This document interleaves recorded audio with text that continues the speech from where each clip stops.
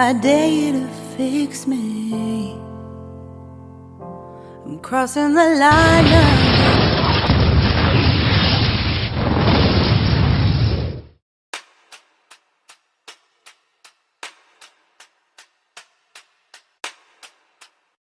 안녕하세요. 염영숙입니다. 1991년 3월 16일 로스앤젤레스 흑인 밀집 지역에서 슈퍼마켓을 운영하던 두순자 씨가 주스를 훔치려 하던 흑인 소녀 라타샤 할린스와 몸싸움을 하던 중 우발적으로 총을 쏴서 살해하는 사건이 벌어집니다. 재판 결과 두순자 씨에게 내려진 판결은 집행유예였습니다.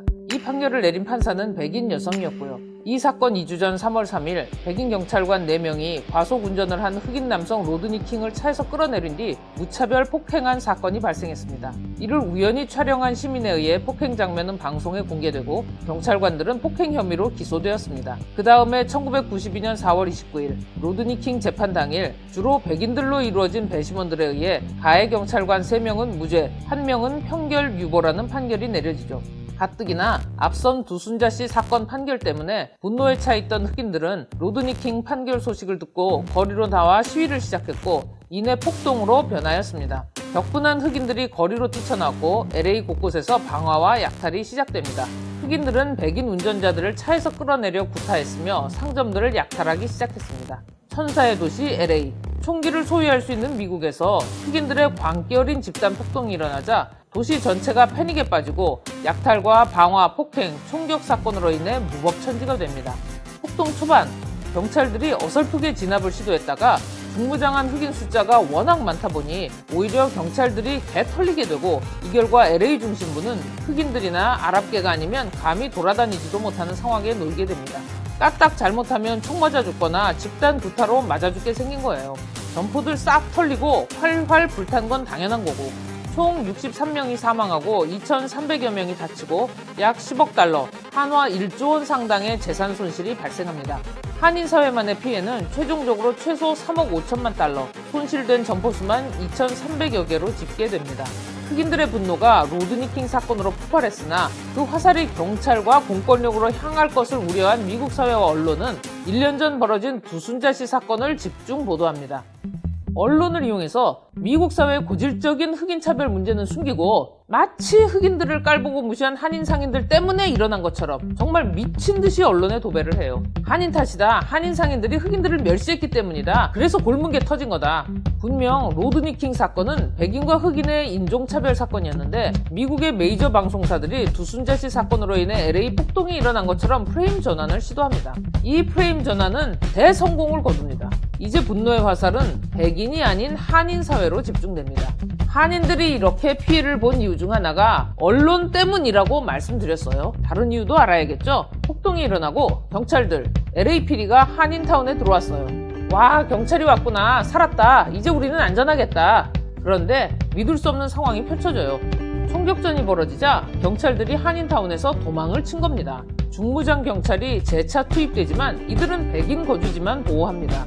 한인타운 옆에 부유한 백인 거주지역 비버리힐스, 웨스트우드로 가는 길은 완전히 차단합니다. 그리고는 흑인들이 한인 지역으로 몰려가도록 한인 지역으로 가는 길은 그대로 열어놨습니다. 이제 어떤 일이 벌어질까요?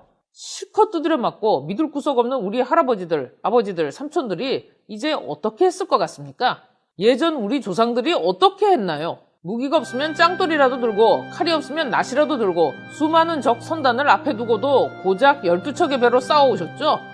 미국의 흑인 사회가 몰랐던 겁니다. 대한민국 모든 남성이 국방의 의무 중 하나인 병역의 의무를 가진다는 사실을, 잦은 외세의 침략에도 불구하고 5,000년 역사가 있는 전투민족이라는 거를, 그 기질이 여지없이 드러납니다.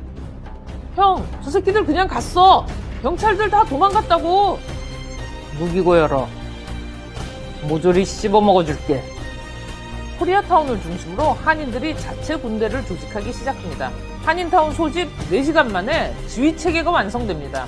소식을 듣고 해병 전우회와 특전사 동지회, 한국인 유학생들, 미국 각지의 많은 한인들이 차량에 각종 무기를 싣고 중무장을 한 채로 12시간씩, 24시간씩 운전을 해서 한인타운으로 속속들이 도착합니다. 더군다나 이 나라 대한민국 남자들은 필수적으로 군사훈련을 다 받은 사람들이에요. 세월이 흘렀다고 하더라도 전투기술이 몸에 배어 있었습니다.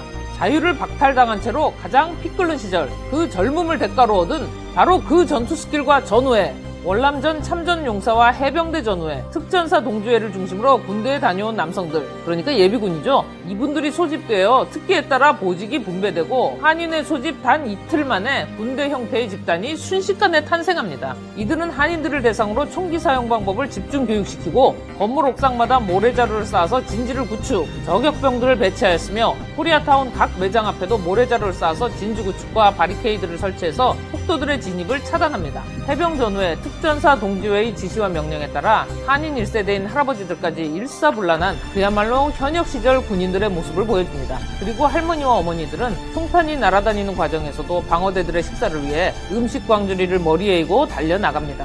한인 라디오 방송 그리고 무전기를 통해 연락을 주고받고 어느 구역 어느 지점에서 상황이 발생했다, 흑인 폭도들이 약탈을 하려 한다는 정보를 입수하면 그 즉시 본인들이 손수 개조한 차량을 몰고 달려가 한인들의 생명을 지키고 한인 상점들을 구해내기 시작합니다. 이때 한인들은 폭도들을 향해 위협 사격을 가하는데 정말 놀라운 것이 하늘에 쏴서 위협한 것이 아니라 폭도 주변 땅에 쏘는 정확한 조준 사격으로 흑인 폭도들에게 아주 확실히 공포를 심어줬다는 거예요. 자, 미국의 NBC 방송이 헬기를 타고 코리아타운의 모습을 촬영해 뉴스를 방송합니다. 뉴스 영상에는 믿을 수 없는 광경들이 찍혀 있었습니다. 한국인들이 한 상점을 중심으로 대공초소를 방불케 하는 진지를 구축했고 일반인들이 가질 수 없는 중화기인 M3, 자동화기, 미니건들로 무장이 돼 있었던 거죠. 여기에 건물 옥상마다 스나이퍼가 배치되어 있었으며 군 은퇴자 출신이 방송에 나와 한인들이 만든 방어 대공초소는 마구잡이로 만든 대공초소가 아니라 군대에서 만드는 대공초소가 확실하며 저 대공초소로 돌진하면 함정에 빠져 순식간에 포위되어 총알로 벌집이 되는 구조라고 설명을 해줍니다. 이 사실이 TV를 통해 알려지자 코리아타운 근처로 가면 죽는다, 코리아타운은 무장단체가 지키고 있다는 소문이 흑인들 사이에 돌기 시작하고 방송 이후 흑인들은 점차 접근을 포기하게 됩니다. 그리고 폭동이 소강 상태에 접어들자 미국 경찰은 뉴스에서 보도되었던 불법 무기를 회수하기 위해 한인타운으로 향합니다. 그런데 확인 결과 배치되어 있던 중화기들은 비비탄 총이거나 막대기 또는 플라스틱으로 만들어진 가짜 총으로 흑인들에게 겁을 주기 위한 전술이었던 거죠. 여러분, 기가 막히지 않습니까? 이런 작전을 구상한 것도 대단한데 또 그 작전을 이행해내는 배짱이 너무나 놀랍습니다. 이후 미국 대통령이 현장을 방문했고 함께 동행한 미군 장성들과 경찰들은 한인들이 구축한 진지와 전술을 보고 극찬을 했다고 하죠.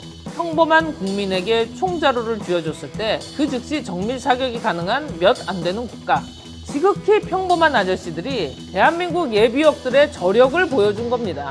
제 영상을 보시는 여성분들은 아버지, 오빠나 남동생, 애인이나 신랑이 가끔씩 군대 얘기하거든 고마워 라고 말해주세요. 아마 깜짝 놀라며 쑥스러워 할 겁니다. 그들은 이 나라를 그리고 여러분을 묵묵히 지켜왔고 앞으로도 지킬 겁니다. 페미년들은 애인이나 신랑 생길 일 없으니까 질척거리지 말고 얼른 뒤지시고요. 끝.